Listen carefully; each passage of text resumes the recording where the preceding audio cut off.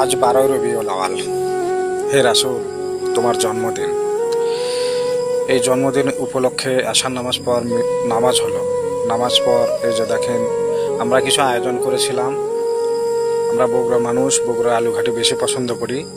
এই জন্য সবাই কিছু টাকা পয়সা চাউল দিয়ে আমরা আলুঘাটি রান্না করছি এবং আরও রান্না হবে এবং মিলাদ পড়া হবে, মিলাদ পর খাওয়া দাওয়া হবে এবং কিছু আলুঘাটি সংগ্রহ করে এবং ডামে ভরানো হচ্ছে, ভ্যানে করে বাড়ি বাড়ি পৌঁছে দেওয়া হবে।